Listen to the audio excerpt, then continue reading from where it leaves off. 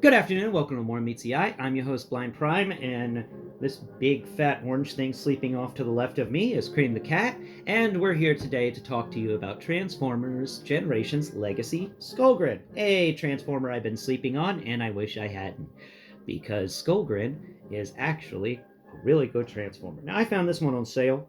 I'm going to rest my elbow on Cream, I don't think he minds. I found this one on sale on Amazon for like 15 bucks. I do advise picking it up, and I'll explain to you today why I think it's a really good it's really good at that price. So, without further ado, if you don't mind, go below, hit the like button, share, subscribe. Goes a long way to helping me reach the blind out there and the visually impaired, and help them fight back against the oppression that occurs whenever one loses their eyesight.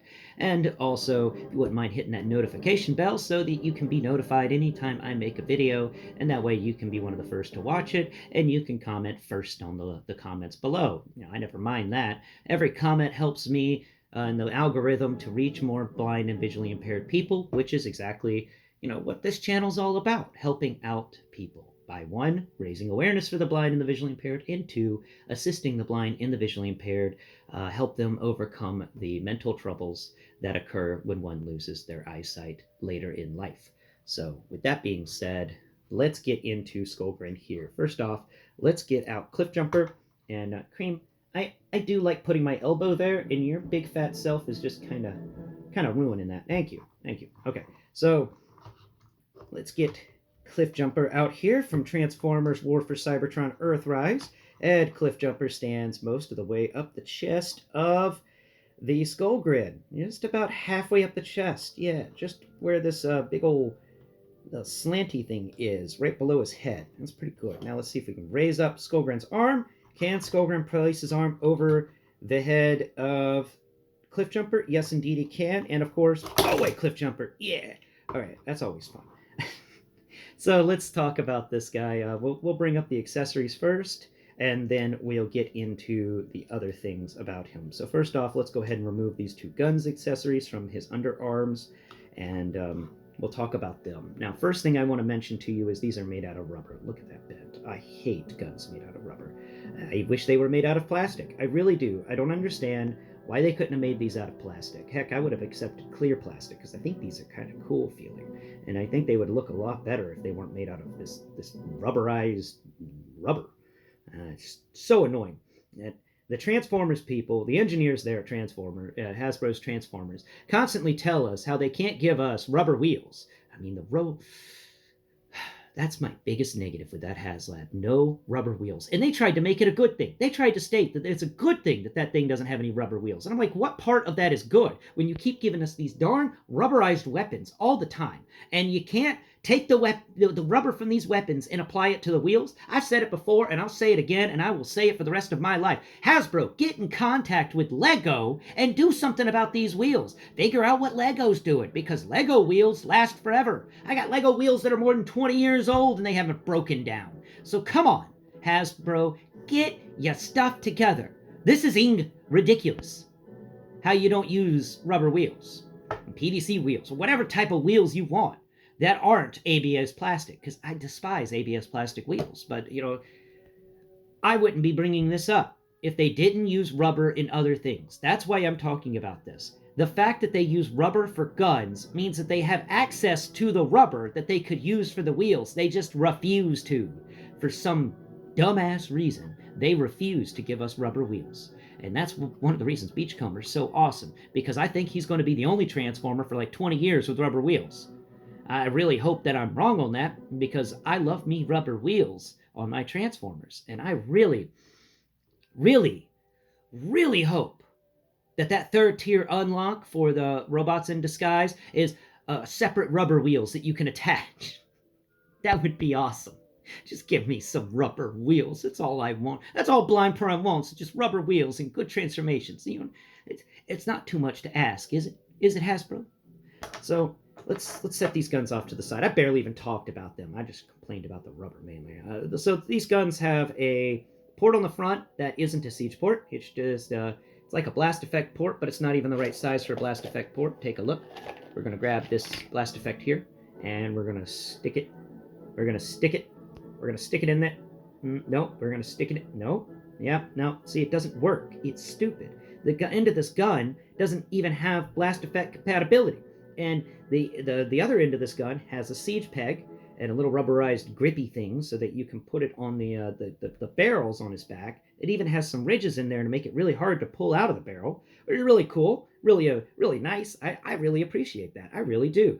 What I don't appreciate is that you taper down this barrel to the point of not even it's between. It's between the siege blast effects and the little laser effects. Like you can't if it was thinner, you could put it in a little hole in the center of this blast effect and it would stay. If it was thicker, you could put the entire blast effect in there and it would stay. At this, whatever this is, it doesn't do anything. Let's see if we actually get a GI Joe blast effect for this. Let's see. Where's my rocket effect? Because that's the best one. Now, let's take a look at this rocket effect. Yeah, this rocket effect does fit in there, but that's way too loose. But it does fit in there. It's just... Why do they do these things? Why do they do these things to us, you know? It's just so weird. Anyway, that's the gun. It's got a crazy knife edge on top of it, which is weird that it's not on the underside. And it's got a little iron sight at the very, very top that feels kind of like an ammo catch or something like that. And then there's the siege port on each side. Actually, there's two on each side of the top of this gun. So this gun has four siege ports. Though, because of how thin the gun is, I don't think you can utilize them. Let's take a look. So let's see. All right, that's where I think the siege port's at. And it feels like a siege port. Oh, it would help if I turned the gun up the right way. All right, so yes and no. That's not really a siege port. What about this one? That's not really a siege port. It pretends to be a siege port. That one pretends to be a siege port but isn't a siege port. And that one pretends to be a siege port but isn't a siege port. So none of those that feel like they're ports actually are ports because they're all just slightly too big. So the ports on this thing for siege are slightly too big, and then the gun barrel is slightly too small. Those are two guns that I'm not exactly satisfied with at all.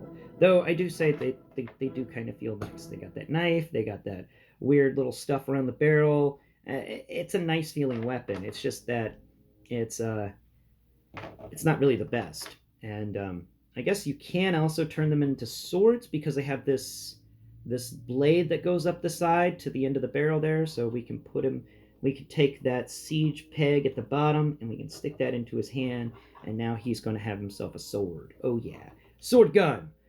Who plays Final Fantasy X? This guy with a sword gun. Or was that 8 that had the sword guns? I think it's 8 that had the sword guns. Sword guns are cool. So he's got sword guns. Now let's get into his other accessory that I really enjoy, and I think is the coolest one of them all. It's this thing on his back. This is fun. I'm calling this guy Tarn Light because he's basically Tarn with less armor and stuff. So you could pull these barrels straight off the sides of this piece, and this is what makes it amazing, because this piece can then be utilized for other things. Like you can take his two accessory guns here, the other two. We're going to put one there, and then we're going to put one on the other side, right? Now this is fun because you can either use the siege peg on this piece, this tongue that folds out, siege port on the tongue that folds out, or you can use the siege port that's stable in the center. If you use the siege port for the tongue that folds out, set that gun barrel down. All right, we can set that in there, and then this is going to kind of just be able to sift around. It wiggles. That's okay. But if you instead fold that piece up, and then you utilize the siege peg underneath it that's solid and isn't on the tongue, then it doesn't wiggle, and you get this really nice looking thing. I think having him using the two gun swords as the barrels for this is pretty cool. And then of course you can take the barrels themselves and you can plug them into this siege peg just under his elbow, which I think is awesome. I do like a siege peg placement there. So we're going to go ahead and put that into place. Come on, get in the hole. There you go. Yeah, look at that barrel. I think these are fun. Now you can set the other one on the other side. You know, this guy, I really hate that I was sleeping on him because he's got some fun accessories. And then we can just go ahead and put a blast effect into the guns that are good. Yeah, look at that. Boom. That's cool. hangs out from under his arm. This guy's a beast. He's a monster.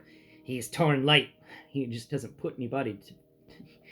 He doesn't destroy people with his voice. Okay, so let's take these little guns off of his underside of his arms. These are really fun. A negative that I think an overlook on this figure is they didn't give him any. Wait, is that? Could I be wrong? Because sometimes I'm wrong on this channel, and that's on me. Let's see. That kind of feels like it could be a siege port, but then again, it couldn't. It could just be something that's completely different. So let's go ahead and take this stuff off his back to have an easier time at this little area I found next to his head. And no, that doesn't fit into that little area. He's got another one on the other side, but it's too thin. It's too thin. So let's move these. I think it would be cool if he had the ability to put guns on his shoulders, like a gun cannon or something like that, or a GM cannon. I like the cannon robots. Now, you can, with these two guns, before we leave them alone, you can, if you notice on the underside of them, they have a siege port and a siege peg. You can spin them adjacent to one another, and then boom, you've got the magical double-ended gun. Yes, it takes out the shooter and the person it's being aimed at simultaneously. Oh yeah, that is a weapon of mutually assured destruction, if you ask me. So let's get into this guy. All right, so accessory articulation wise, his shoulders can raise up to 90, or no, below 90. Rotation 360 degrees, pretty good. Elbows cut more than a 90. They're really nice. Like, I call that 115 degrees. The hand can fold inwards because of transformation. And I can lose it whenever I tried to rotate it. I don't know where the hand just went. Crap. I lost a hand. I didn't even know that could happen. That's a first. Didn't have that happen before. In the entirety of this channel, I've never accidentally lost a hand. I've definitely broken plenty of things, but never a hand. Here it is. All right, so let's try and let's do some surgery here. Yay, we're teaching you how to put back the hand if you knock it out. So let's see. The hand's got these two little nubbins on either side. It looks like it's just a simple hinge that goes back and forth. So lining the nubbins up, you push it in there. Sure enough, it snaps back into place, and then I can't. Yeah, it goes. There it is. What are you doing, Cream? You moved? You moved? You wanted to watch me? Yeah. Let's see. Comparing this to Cream's head, we get that Cream's head is about half the size. Actually, yeah, Cream, your head stretches up to just above this thing's waist. You got a big head. You got a fat head. So, Cream's head is everything from the waist down. Give you an idea of perspective, I guess. He's going to punch you. But he's going to boop you. Boop. Boop. You're getting booped by a Decepticon. Okay. All right, now let's get back to this. We talked about the hands. There is butterfly, but it's a reverse butterfly. It's not much, but it does the wiggle. So we got some reverse butterfly going on there. Now the head is really fun. The head is on a ball joint, and it can look up. And oh wait, let's get that. Oops, I didn't realize I hadn't finished transforming the head. He was hiding behind a bib. This is how he looks whenever he goes to the store. Whenever he is eating lobster. Yeah, that's his lobster bib mode. So we're gonna change that. I like this face sculpt. I really do like this face sculpt. So it's on a ball joint, and then on either side, his little horns are each on a little joint. And this is a fun head, okay? I will forgive the rubberized plastic on this head because this head is just epic. This is a fun feeling head. He's got these, what feels like a beard or something going on there. Or is that just a really, really long chin?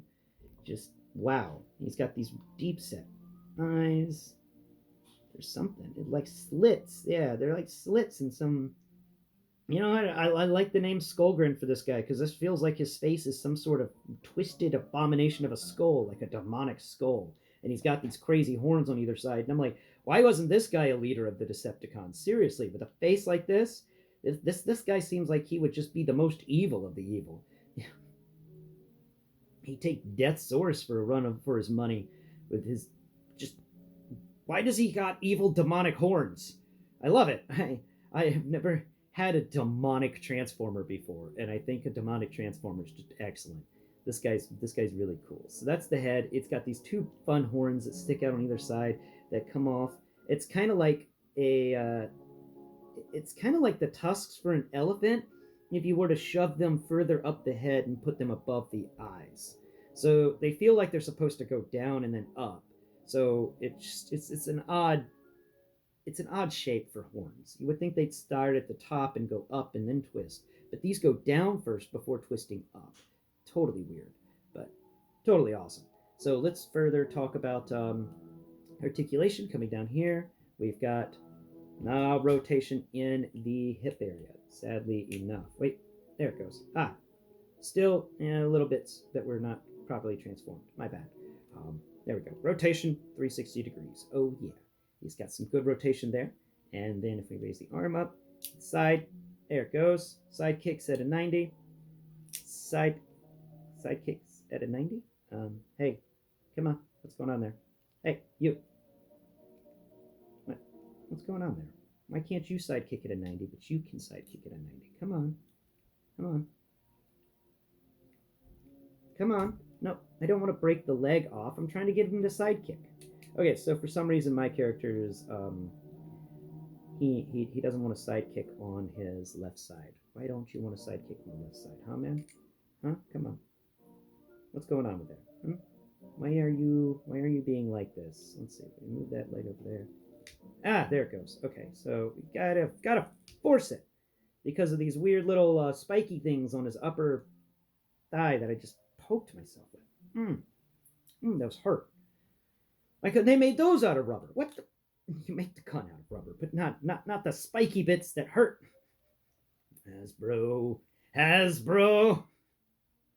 So that's what you do there at the side, but be careful about those spiky bits. They do hurt. 90 degrees on the knee. Swivel at the thigh, and then of course, let's see. Do we get ankle tilt? We do get ankle tilt.